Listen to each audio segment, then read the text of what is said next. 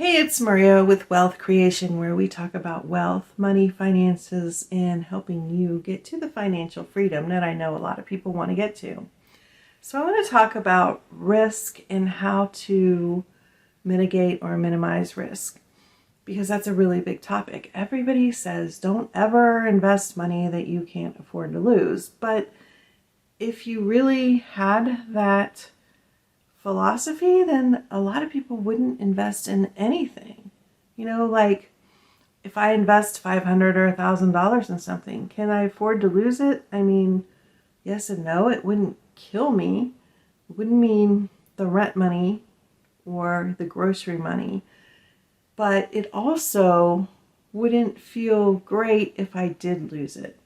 So I tell people to put aside a fund for trying things that are a little bit more risky. Don't bet the house. Don't put money in that you need for your mortgage or your monthly living expenses, your groceries, all that type of stuff. And there are people who will do that because they are always chasing the next big things. It's kind of like gambling. People who have a gambling problem, even if they're way down, they're going to still go try to find money to bet, because they're just one bet away from getting it all back and then some. And there's been people whose lives have been ruined, whose families have been ruined, who they've lost everything and they've lost their families and, because of these types of addictions. So when I talk about risk, I say, yeah, take risk, but not at the expense of your lifestyle, your family, those you love, your own health, your own well-being, and things like that. Now, what are some ways of minimizing risk? First of all, unless I know the people, like personally know the people involved, I would never get involved in anything that's not at least a year old. There are so many companies that come and go. There's a lot of scam companies out there that are just going to take your money and then disappear the next day. So if a company is not at least a year old, then I'm like, you know what? Come back in a year. Come back when you're a year old and we'll talk. And one of the ways that I do that is I do their website lookup on ICANN. It's ICANN.org. And it's a website where you can look up when the domain was purchased for the first time and when it was renewed and how long they bought it for. A reputable company usually buys a domain name for several years, and you're not going to see that they were established 2 months ago. And companies, people who are trying to sell you these scams, they'll just tell you, oh, they just updated it. That's not a new domain. They just updated it. And I'm like, no, there's an update date on there and a created date on there. The created date was when the domain was originally purchased. So again, if I personally know the people and I know the project and I'm getting involved, on the front end as one of the early people, that's different. That's when you're like doing a project with people people you've been in business before. But if some random person just contacts me and they're like, oh, I have the best platform ever, I'm going to look up and see how old their website is. And if it's just a few months old, it's a no for me. So that's one way I minimize risk. Another way I minimize risk is I will ask around. I'll look for reviews, number one. Now, some people, they will pay people to put positive reviews everywhere. So I'm looking at like Trustpilot. If they don't have any Trustpilot reviews and they're brand new, it's totally no. And I'll ask people that I know, have you heard of this company? Have you done anything with them? Do you know anything about them? And I have a big enough circle that I can almost always find somebody who's heard of them and who can say yes or no. But if they're not personally involved, like a personal friend of mine, I'm not the first one to jump on board ever. Unless, like I said, it's a new project and we're doing it all together. I have done a couple of those. So that's one way I minimize risk. The other way I minimize risk is I ask, how soon can I take money out, even if it's a little bit? So let's say I put $500 in and you can't take your $500 out for, say, 90 days. Sometimes that's not uncommon. 90 days, 8 months, a year. I've even seen like 18-month and 3-year contracts. But if I can take my earnings out before then, I will start to take my earnings out right away to lessen my risk. So if I have $500 in something, every time I get $100 of earnings, I'll take that out. So now I have a $400 risk. Now I have a $300 risk until I've gotten my whole $500 back. And then I will start growing that account. Now, people will try to discourage you from doing that because they're like, you're going to take a lot longer to double or triple or whatever your money. Yeah, that's true, but then it's not going to cost me anything because I've gotten my initial investment back.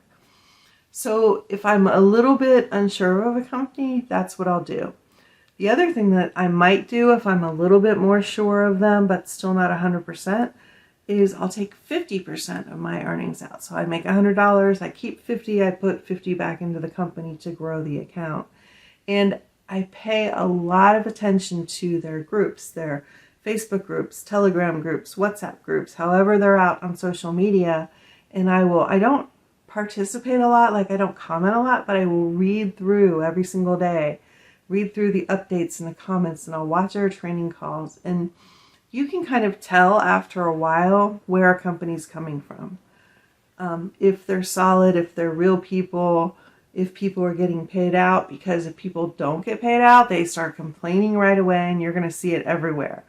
So that's another way that I will keep my pulse on the company. And if it starts feeling like it's too risky and it doesn't make sense why, then I might pull out my funds or part of my funds.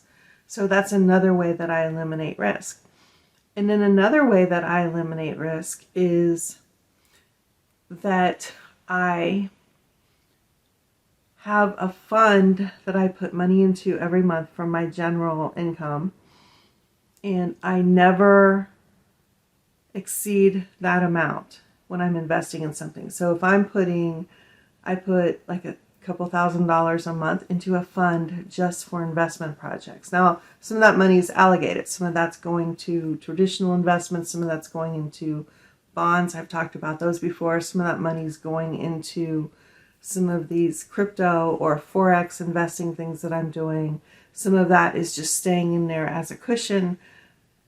But I have that money allocated from my income so that I don't ever get into any money that I need for living or my emergency fund or my savings or anything like that. And in that fund, I have percentages. 25% might be it for traditional investments, 25% might be for bonds, 10% might be for this, 7% might be for that.